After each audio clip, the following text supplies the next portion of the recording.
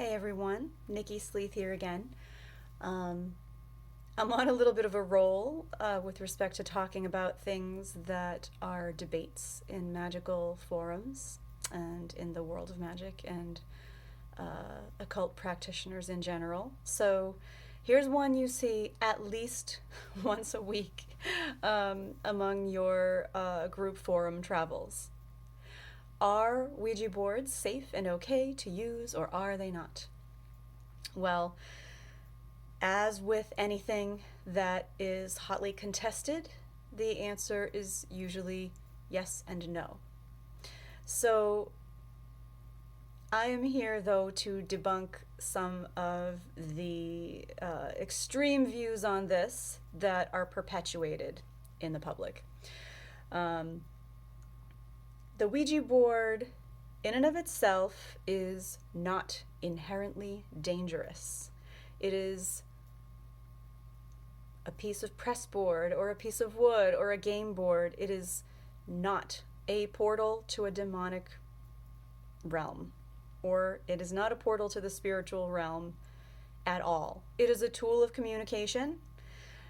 It, in most ways, is no different than communicating with spirits using pendulums, tarot cards, crystal balls, any other means and methods that you might use.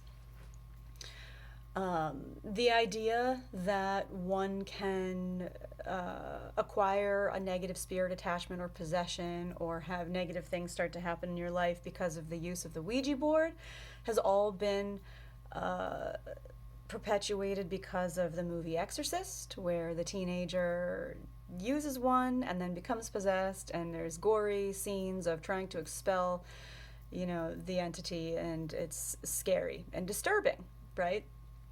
But as a lifetime and professional occultist, I can tell you that it's actually a wonderful tool, and you simply need to know what you're doing. So that's why I say yes and no.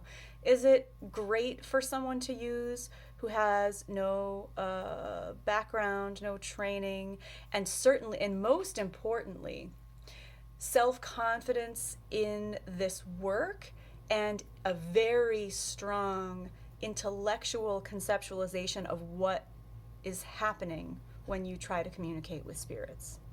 Most people don't understand what's actually going on there, and that's the problem. And I'm not here to train you, the public, to work with spirits today, but simply to say that when you understand more the mechanics of how that works, you would know that you are not opening doors. Most spirits that you can encounter have transitioned. Are there some who are in this plane or who have access to this physical plane? Yes, it's rarer, and it's not easy to get a spirit to fully appear in an energy body that has any ability to do damage on this plane. Can negative entities and things affect you? Yes. Are you going to draw them by using the Ouija board? Not if you do it properly. And that is really the whole thing here. Every time I talk about this, I will have someone argue with me saying, "Oh, but you're wrong, because when I was a teenager and I got together with my friends, we used the spirit board, and then all this like supernatural and scary stuff happened."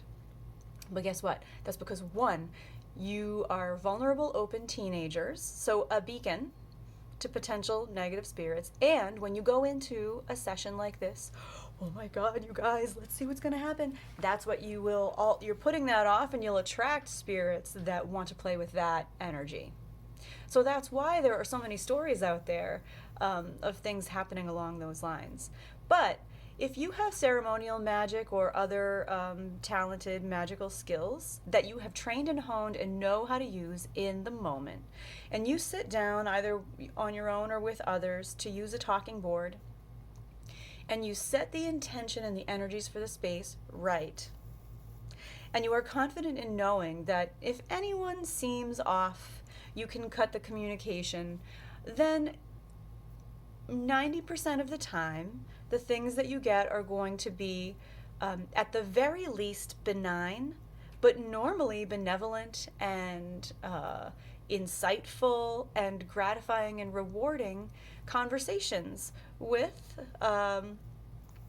other beings. The Ouija board doesn't even have to be used just to communicate with spirits of the deceased. It can be used to communicate with angels, deities, other types of guides, other aspects of yourself, and I've even used it to communicate with trees and animals and other things as well. So it's all in how you set it up, all in how you use it. People like to say you shouldn't open a door that you don't also know how to close. I agree. But you're not really opening a door. You're opening a conscious connection of knowing. It's like a cell phone call. Even if you know how to hang up the phone, then you'll be fine. I find talking boards very useful in my occult community, especially for group work in trying to communicate with ancestors and things like that, because adding group energy to the planchette allows it to move around much more easily on the board than when you're by yourself. So it has great benefit in that way. And I've also received a lot of things that are validatable and usable information. So that's my 2 cents, and I'm sticking with it. Be safe out there, guys.